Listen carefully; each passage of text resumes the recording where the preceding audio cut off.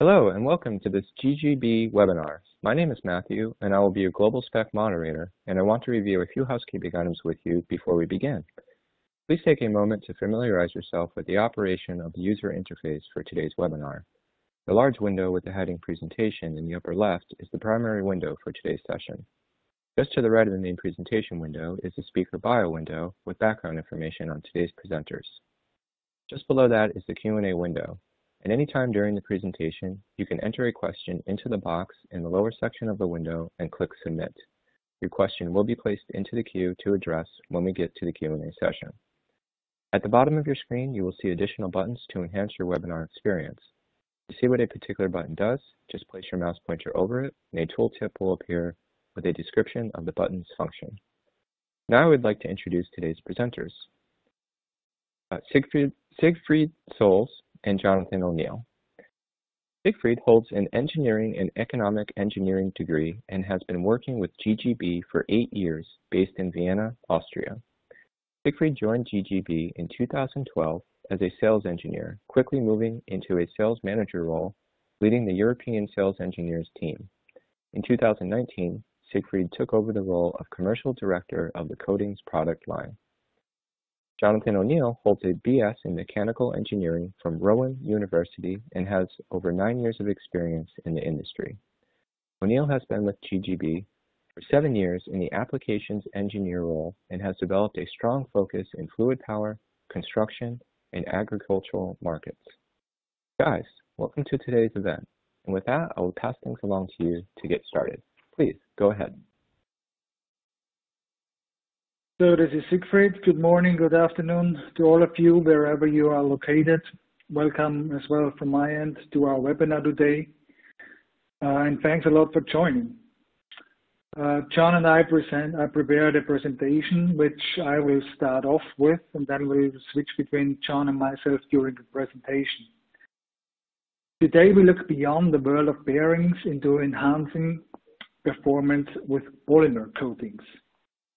But let's get started with telling you who is GGB. So who is GGB? You can see on this slide, GGB has provided solutions to reduce friction and optimize product design through innovative paint bearings since more than 115 years. You can see on the pictures on the right-hand side our main product groups, which are there to mention metal polymer, engineered plastic, fiber-reinforced composites, metal bimetal bearings, and last, but certainly not least, the polymer coatings, our main topic for today. With the world of the polymer coatings, GGB extends its wealth of expertise into the field of tribology.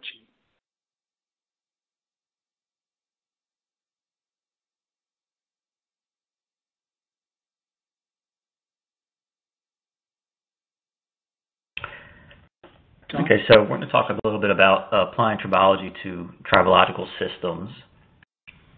So tribology is everywhere. We see it in our everyday lives. It's wherever surfaces in contact with each other are in relative motion. An easy example of this is tires on the road or your knee joint. Tribology can be found almost anywhere you look. So with that, what is tribology? Here you have a few different takes on the definition. I personally like the first one. It's short and sweet. And that one says, tribology is the science of friction, wear, and lubrication. The others essentially state the same thing, which is a little more detail and nuance.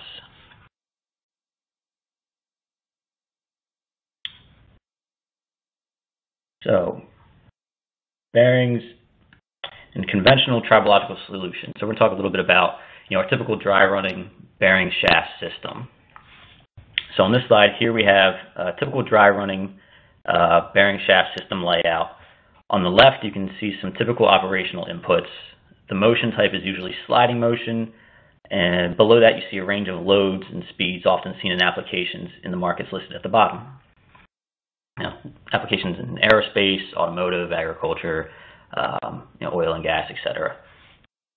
So in this setup, the bearing is usually softer than the mating surface to be the sacrificial item in the system. It is often cheaper to replace a worn bearing than it is to replace a shaft that has been machined, ground, and possibly plated.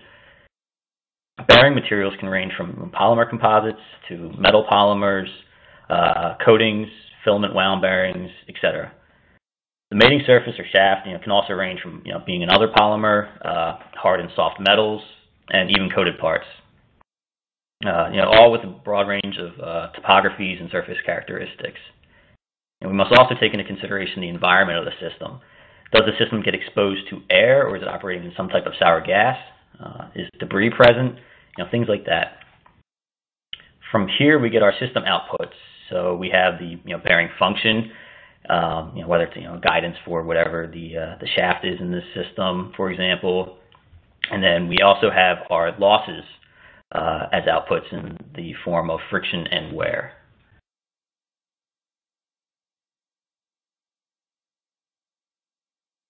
So in this slide, we talk about GGB's possibilities for tribological solutions and its resulting performance window, which you can see at the bottom of the screen here. So with our product range, with plastics, with metal polymer, bimetals, each of these has its performance window, and the measures, the typical ones for measurement A or B is slower and speed. So you can see that the coatings in a dark blue color, this circle or oval thing, is located at the lower end, but as the red arrow indicates, at the bared coatings, which we will talk later about that more in detail, places well on the top or on the upper end of this performance window. So that's a great thing, and we extend here with the tribological coatings our performance window to the lower end, but in combination with any of our GGB or some of our GGB products to the upper end as well.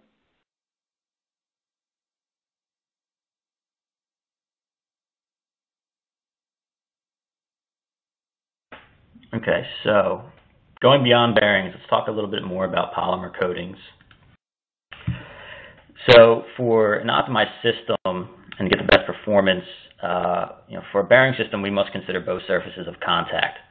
Operating conditions such as load, speed, and temperature, environmental effects like having adequate heat transfer, and the presence of lubricants such as oil or grease or even air. All of these factors affect both surfaces and have an impact on the friction and wear of our system.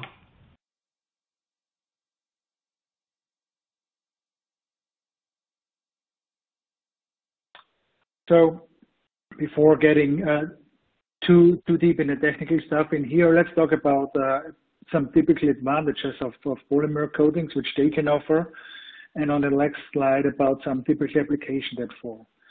So from the advantage standpoint of our polymer coatings, we can reach a system optimization by surface engineering in terms of our coatings are applicable to the most of the substrates, where the limiting factor is just the curing temperature of the coating, which must be lower than the melting temperature of the substrate, which is clear. When talking about eliminating a potential bearing solution in there and just replacing it with a coating, we can talk about weight reducing and space saving. As an icing on a cake effect with our coatings comes, the most of them are providing chemical and corrosion resistance property as well, which is certainly not our main topic, but this comes along with, which is good. When talking about eliminating a bearing and going in a Triboshield solution, so a standalone version, we talk about fewer parts in your entire system. The dimensional precision about the coating application process we did choose, we reach around plus minus 5 micron on the standard thickness of the coating. In good surfaces and easy surface to coat, we can go down to plus minus 2 microns. From the substrate itself, let's take, for example, we talk about a shaft. You save on the end of the surface finishing requirements in having a standard RA surface roughness, no need for special hardening potentially, and so on. Our goal generally as GGB, so we do for the coatings, is eliminating grease, eliminating oil. So we are going to self-lubrication systems. And certainly the last but not least, as the most obvious advantage of a coating, we talk about geometrical freedom. So as you can imagine, we are not binded to any form, any shape, whatever. We can apply a coating to every shape. Talking about typical applications for solenoids, we can go through this list here, where there's just named a few like solenoids, any kind of hydraulic systems, automotive applications, plenty of ski lifts, aerospace, medical. It is like with the plain bearings itself.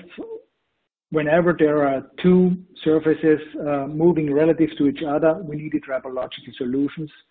And then in most of the cases, we can talk about coatings in here or coatings in addition to a plain bearing. So the range of typical applications for coating is so widespread that it's nearly impossible to pick out 2 or 3 standard ones, as there are really many of them.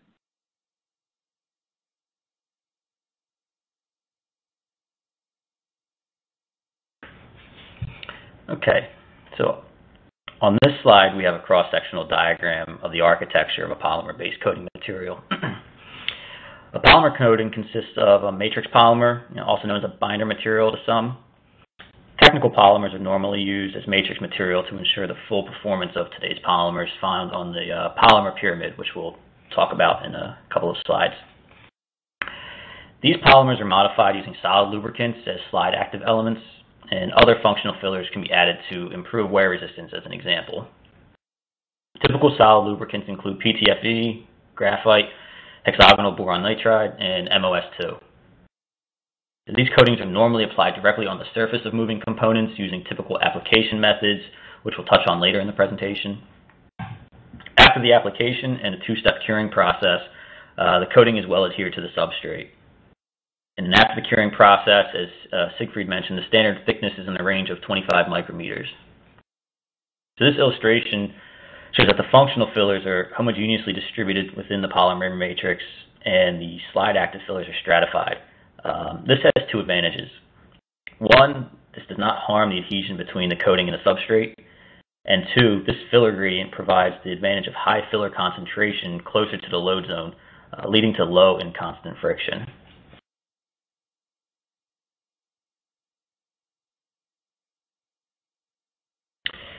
So as mentioned on the previous slide, here we have the polymer pyramid. As you go up the pyramid, the polymer's capabilities and performance characteristics increase. However, the processing complexity and cost also increase. Triboshield coatings are specifically designed for low friction, good wear resistance. They're effective in dry applications, even under high loads, and can be customized to meet specific application requirements if needed. Triboshield coatings start at the engineered plastics level of the pyramid and go up from there to high-performance polymers such as PAI. Coatings based on commodity-level polymers such as polypropylene or polyethylene are not offered.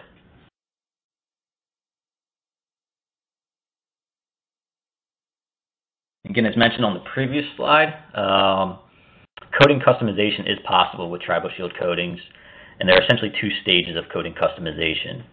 So the first stage of customization involves a modification of the standard formulation.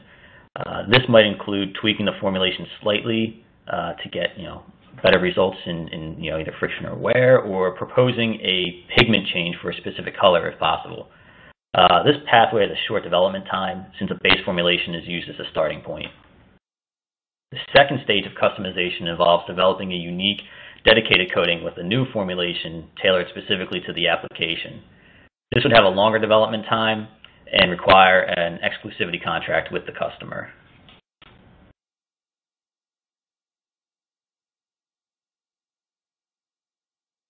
All right, so let's talk a little bit about the coatings application process.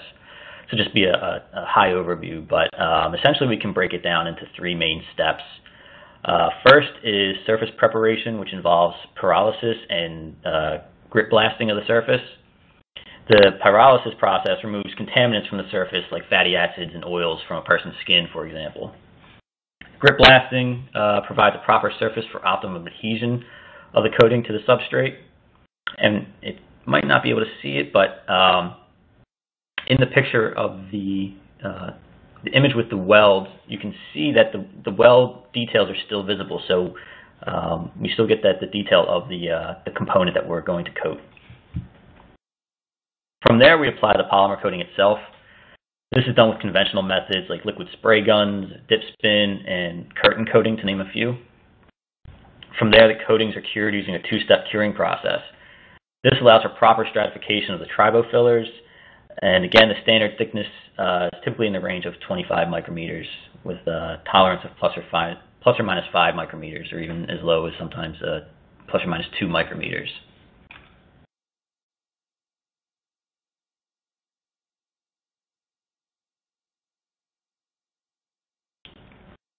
So now let's talk a little bit about TriboShield for fretting. It's one of the advantages of going with a polymer coating. So, what is fretting? So on this slide, I'd like just to give a quick overview about fretting wear. I won't go into too much detail, but I'll give a short overview for those who are not familiar with the term. Fretting wear typically occurs when the relative movement amplitude is small. But what exactly does small mean? Max amplitude length of 200 to 300 micrometers is often mentioned across diverse literature sources, but this is not exactly a complete definition. It's a bit open-ended. Further, it's not often in line with what is observed in real applications. So for a more general definition, wear is defined as fretting wear when the movement amplitude is smaller than the characteristic contact length of the contact area. This results in permanent overlapping surfaces. In the example on the right, we can see this relationship. We see that the characteristic length is 3 millimeters, and when the relative motion amplitude is less than 3 millimeters, the contact is prone to fretting wear. And fretting wear is often an accumulation of the four main wear mechanisms we see: adhesion, abrasion, fatigue, and tribochemical reactions. Another issue with fretting wear is that wear debris is often retained in the contact zone, leading to accelerated and escalated wear. And then this can lead to premature failure of the system.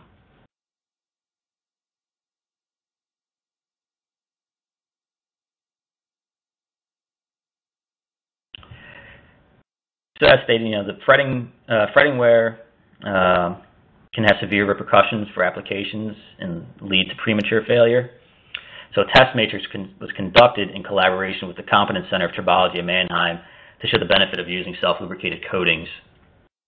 This test matrix compared different material pairings. The reference pairing was a typical steel-steel pairing that is frequently used in such conditions. And then different steel coatings pairings were also investigated. So using a flat-on-flat contact geometry, the area of contact was controlled using a contact pressure foil. The contact was loaded with 1 kilonewton, corresponding to a contact stress of 15.6 megapascals. The motion type is linear reciprocation at roughly 50 hertz. And the movement amplitude was 200 micrometers, and the tests were performed at different temperature levels. The pre-screening test was 4 hours in duration at constant temperature, and the long-term test was stopped after an obvious failure of the contact. Friction force, normal force, stroke, and temperature were recorded in real time, and after X number of cycles, the rig was opened and images were taken to track the wear patterns.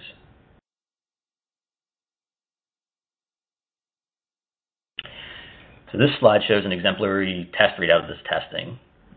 So the first diagram illustrates the tangential force, aka the friction force, as well as the normal force and the stroke during testing. And the second diagram shows the temperature recorded. So the key takeaway here is that these forces were very stable throughout the entire test.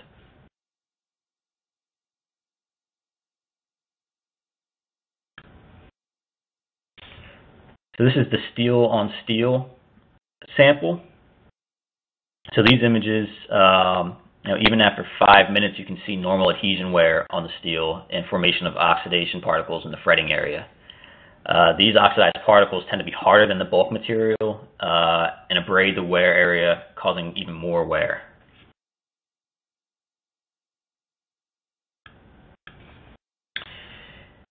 So these images are of a steel versus what we consider a pore coating. In this case, the pore coating equals an inadequate bonding strength or adhesion to the steel substrate. It might be a little tough to see, but in the 60-minute range, large pieces of the coating have flaked off. It's in the lower left-hand corner of the sample. But these pieces of the coating flaked off until we actually see the exposed steel in the 120-minute slide or image. From here, oxidation of the steel occurs, and like the previous slide, we see accelerated wear due to abrasion.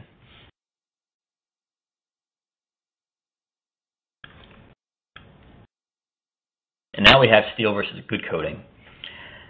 In these images, you can see that with a proper coating, the normal wear tracks of the sample, we have the proper wear tracks with proper transfer film of the coating onto the steel. We do not expose any of the steel substrate through the duration of this test.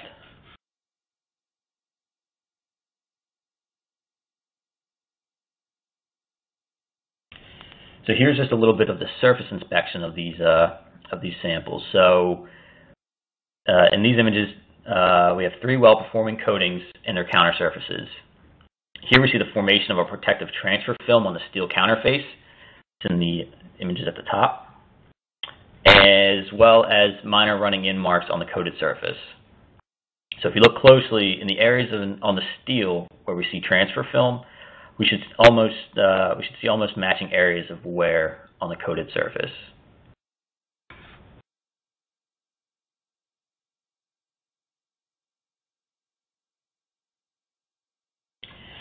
So now we're going to move on to the long-term test that was performed. So this is a readout of the long-term test, and as before, the contact pressure was 15.6 megapascals. The movement amplitude was 200 micrometers with an oscillation frequency of approximately 50 hertz. And again, the friction force, normal force, stroke, and temperature were recorded in real time.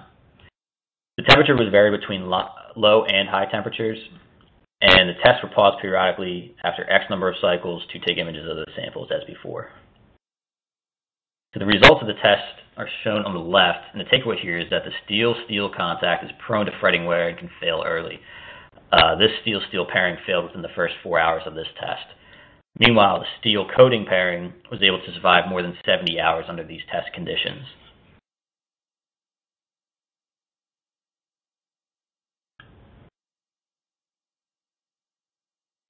So here are some images of the long-term test of steel versus a good coating.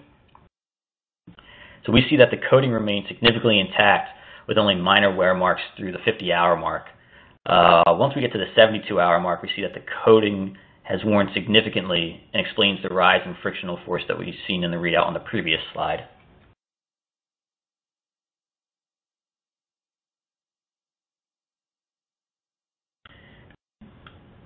So now we'll just briefly touch on Triboshield for solenoids as an example of where we can use Triboshield polymer coatings. So Triboshield coatings are recommended for applications with low load and high frequency, like that of a solenoid. These coatings can replace traditional bearing solutions and other surface treatments like nickel PTFE.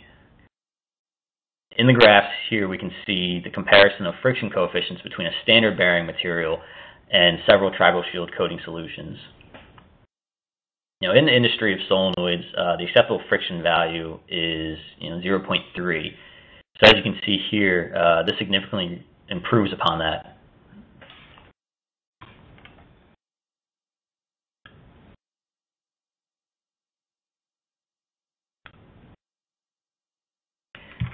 And in this slide, we see solenoid testing in dry conditions. We have some examples of 2 different Triboshield coatings, TS651 and TS653.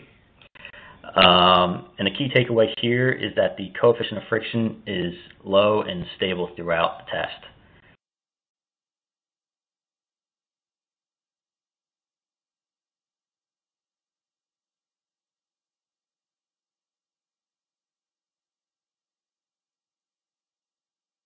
So we did receive now plenty of information about our world of coatings, our way to apply coatings, some of the typical test results, and as well as typical application with the solenoids. This things counts all in general, but specifically for the Triboshield solution, which we call when we use just one coated surface operating against a standard counter surface within the application. Let's move our attention now to the power of partnership, which we call Dribomate. As you remember, in one of the previous slides, we saw the performance window of GGB solutions we can provide, where the polymer coatings only, so the standalone version is Triboshield, to extend our range towards the lower end and the Dribomate towards the upper end. So Dribomate, as you can see here on the screen, that can look like mating a bearing and the coating, but as well a mating and coating and the coating. The typical improvement advantages versus common bearing solutions are significant reduction in friction, improvement in wear, and as well, very important, all this is reproducible with a very stable performance. I might add here that in most of the cases, an absolute great advantage is that you can go maintenance free. So remove grease or oil when going to Dribomate from a typically metal polymer tape product application. To become more specific here, we would like to prove now, to provide some proofs now of our Dribomate system by boosting really the performance of one of our greatest bearings, which is the DX10 bearing, by mating it with a coated counter surface.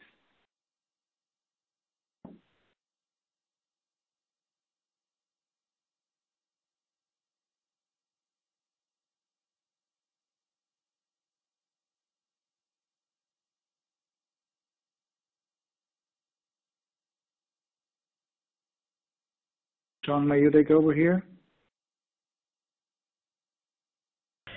Sorry about that, I was on mute. So, so for this slide, we see the friction force between DX10 on steel and DX10 on a Tribomate coated counterface.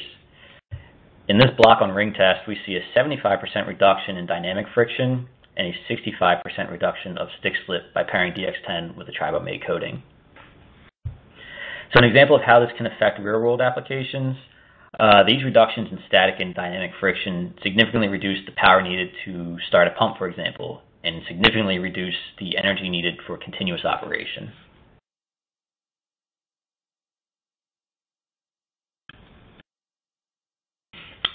So here we have another graph comparing the relative performance of DX10 on steel versus DX10 on Tribomate.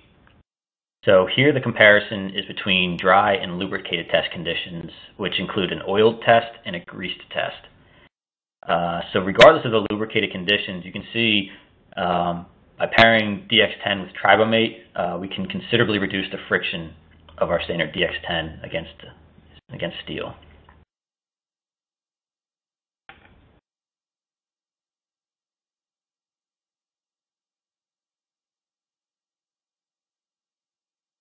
Another great example of our Dribomate solution is bearing one of our coatings with our high-X bearing, which provides a near and unmatched performance and reliability product. Right?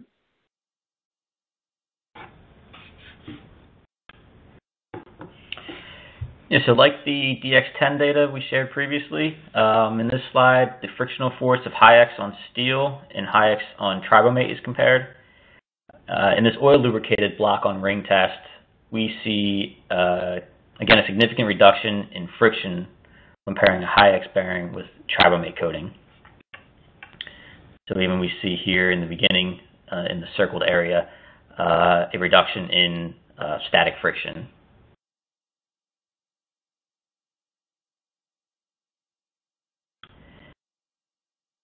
And again, in this graph, we compare the relative friction and wear performance of, our bearings, our high-X bearing versus steel, and then with Tribomate. So in this graph, we actually have three different comparisons. So one, we have high-X on oil lubricated steel. Two, we have high-X on Tribomate coated steel in a dry setting. And third, we have high-X on Tribomate in an oil lubricated setting. So the results show that high-X paired to Tribomate in a dry condition has considerably lower friction and wear compared to that of high-X running against plain oil lubricated steel. And the results also show that friction and wear can be reduced even more so by running high-X against Tribomate in oil. So this potentially allows for more design freedom by having the ability to operate either dry or oil lubricated, both with increased performance compared to the traditional setup of a bearing against plain steel.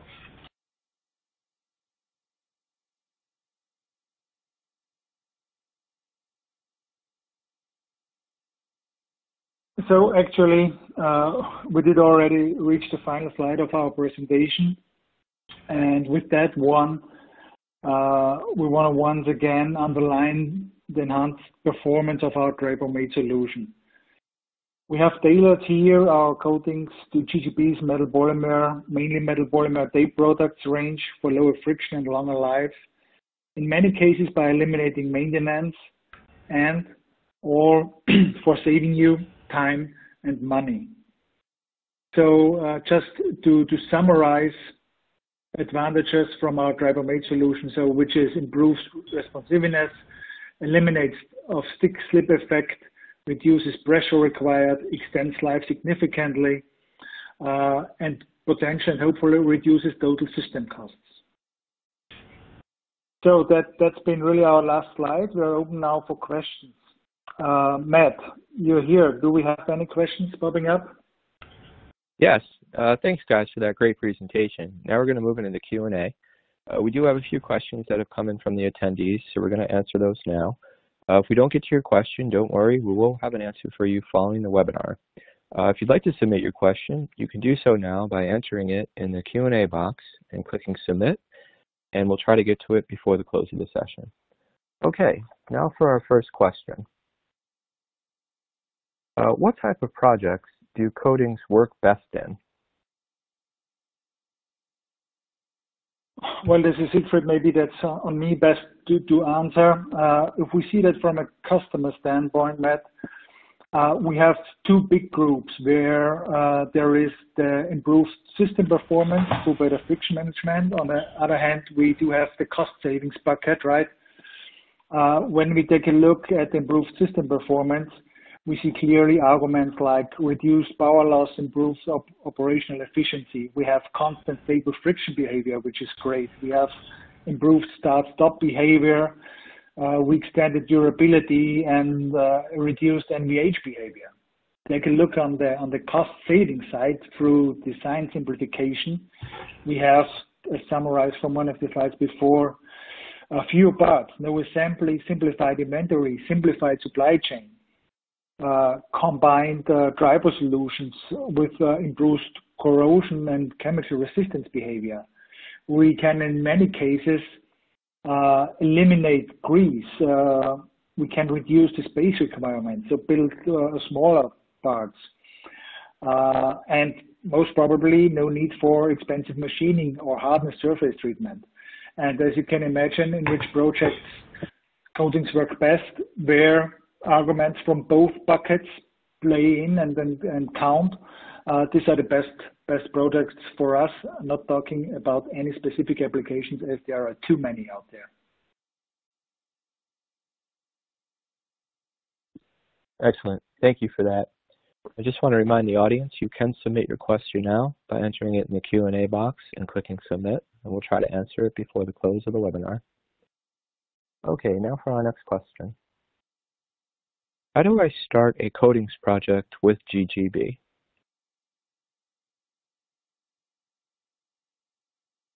Well, that's maybe something as well for me, Siegfried. That's rather easy. So we have a huge sales force. We have a huge application engineering force globally, working with all our projects and products. So for the coatings product line, just contact one of those. You can have contact details on our webpage. I don't know, Matt, if my contact details are shared here somewhere or somehow, but if you reach out to someone from GGB, you'll end up somewhere with our coatings team, most probably with me. Yes, if anybody attending the webinar needs any information, you can contact us through the email listed on the invitation, or send in a question now if you need any particular information. Thanks for that, Siegfried. Okay, and moving on to the next question. Okay, here's another one.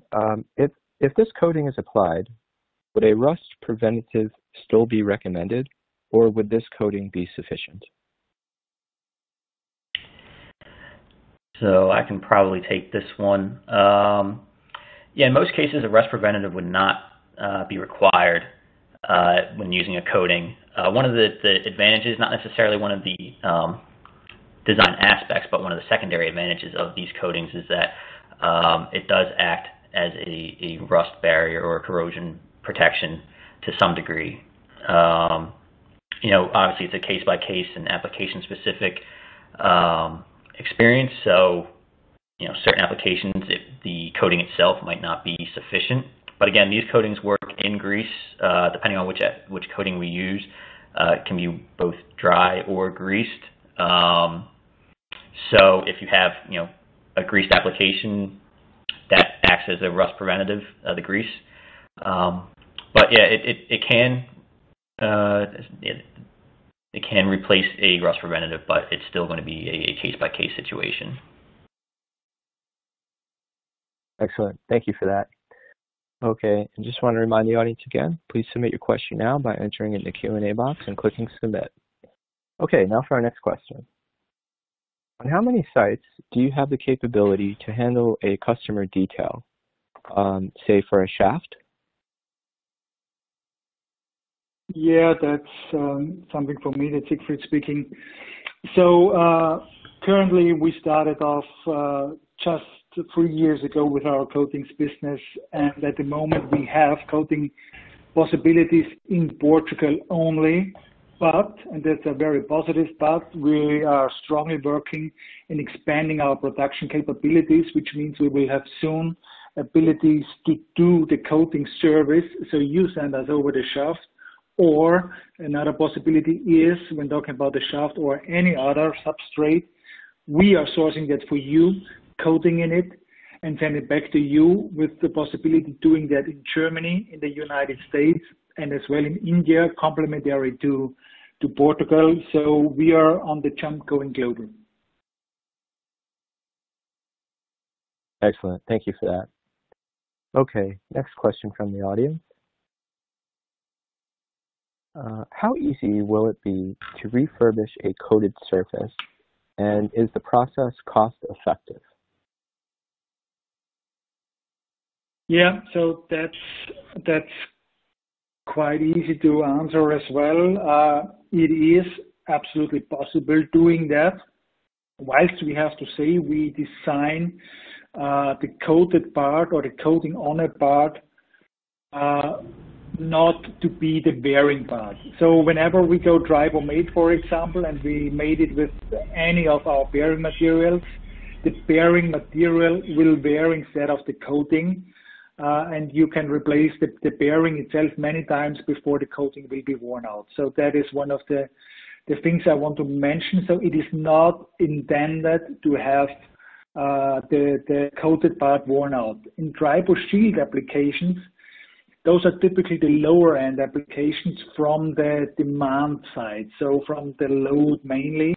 Talking about solenoids, which was mentioned during the presentation, the bearing will certainly survive the expected lifetime of the complete application where the solenoid is in.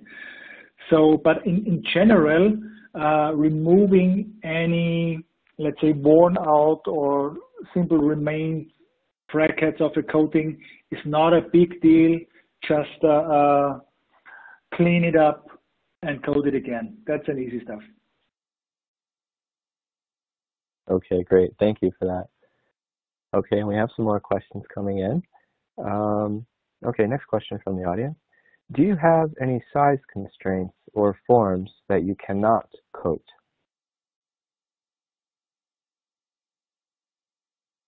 Well, John, maybe that's another one for me. I don't know if you might. So in general, we might say no, right? From the size constraints, we do handle very small parts, which means small blanches for solenoids from 2 millimeters diameter on, up to some really guide rails with the lengths up to 5 meters. and the size limitation is just on the curing oven. You know, from the coating process, John explained very well, we need to cure the coated part after applying the paint, more or less. And for some of the coatings we do have, it's just needed to place it under room temperature under certain humidity conditions for several hours. But for some, it's really needed to follow a specific curing cycle in terms of temperature for many hours, and that's up to a few hundred degrees Celsius. So therefore, you need a curing oven, and the size of your curing oven in your production is basically just limiting the size of components to be coated.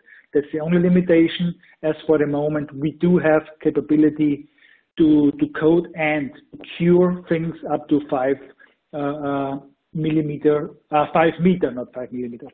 lengths. For the forms that can be coated, it is certainly the more simple the surface is, the more easy it is to coat and control the thickness tolerance. In general, all forms can be coated. When we talk about coating an inner diameter of any pipe, for example, we need to take care that we are not getting too small, because you need a special spraying gun going into this hole to have a perfect tolerance on the coating thickness as well. With some other coating application processes like dip spin and so on, there would be no constraints, right? But the downside of this way of coating is the missing thickness of the tolerances of the coating itself. So you cannot control it that good with a thickness with a dip spin coating. That's all. Excellent. Thank you for that great explanation, Siegfried. All right, and we still have time for some more questions, so we're going to continue to try to answer these, and please continue to submit them. Okay, our next question. Can the coatings be applied on all the materials? What are the specifications of roughness requested on the surface where it's applied? And what is the minimum and max thickness of the coating? So, Siegfried, I'll give you a chance to rest your voice a little bit. Thank you. Yeah, so no problem. So these coatings can be applied to most substrates. You know, many materials, polymers, you know, things like that. And the really the specification for roughness, a typical, you know, machine roughness, we don't need any polishing or grinding to be really smooth, because we're going to grit blast the surface anyway if needed. But you know, a typical 125 RA is okay, like a machine surface. And the min and max thickness of the coating, the standard thickness range is about 25 microns, 25 micrometer, with a tolerance of plus or minus 5 microns. And we have tested some coatings to be can be coated maybe thicker than that, maybe in the range of 40 microns or so. But again, the precision of the tolerances would be about plus or minus 5 microns, and on some of the coatings as low as plus or minus 2 microns. Excellent. Thank you for that. And it looks like at this time we have one last question waiting for us. So if you have any more, audience, please send them in now. Okay, here's the next question. What volumes can parts be coated at?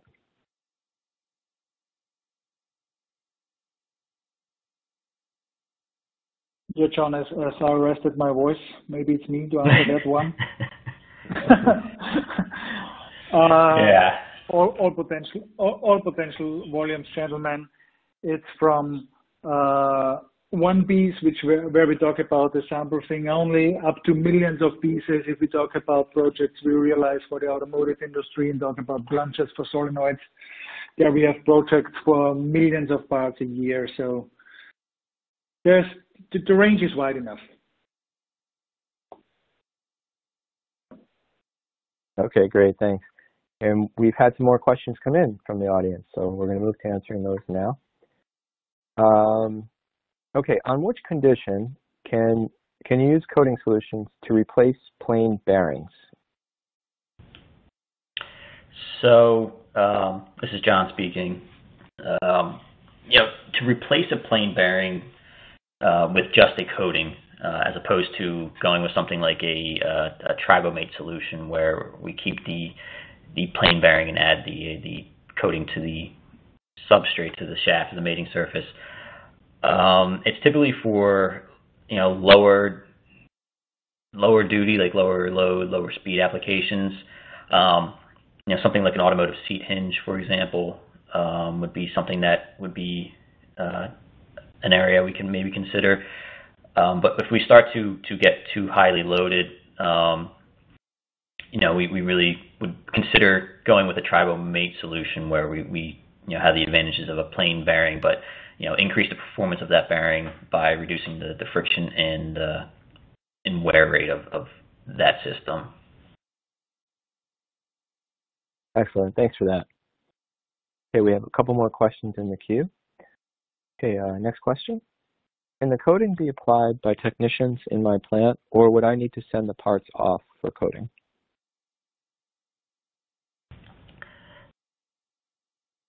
I can take this again. Of answering. Okay, good. Go ahead. Okay. So at the moment, the only capabilities right now are sending the parts to us, to GGB, for coating. So right now all the capability is in-house here. Okay, great, thanks. And we have one last question waiting for us. What is the maximum temperature that coating can work? Yeah. So this will. Go ahead. You? Okay, so it's higher than you would expect, maybe. And I saw that question was coming in from Marco. That's great. So our standard range, talking about the DS651, which is a standard for solenoids, and something around that, they can resist in continuous conditions up to 260 degrees. Somehow peaks up to 280 are possible, but we have one outstanding material, which is DS801, and that can do up to 380 degrees in continuous conditions. Excellent, thanks for that. And it looks like we're going to wrap things up right there. That was our last question. Guys, thank you so much for taking the time to be with us today. Thank you for that great presentation and also taking the time to answer some audience questions. I'd like to also thank our audience members for being part of this webinar event. You will be receiving an email from us with a link to the on-demand version of this presentation, so you will be able to come back and watch it again or share it with your colleagues. Lastly, please take a moment to complete a survey which will appear on your screen at the end of this live webinar. For on-demand viewers, you will find the survey located along the bottom of your attendee console in the survey widget. Again, thank you for taking the time to attend this webinar event. Take care, and we will talk with you soon.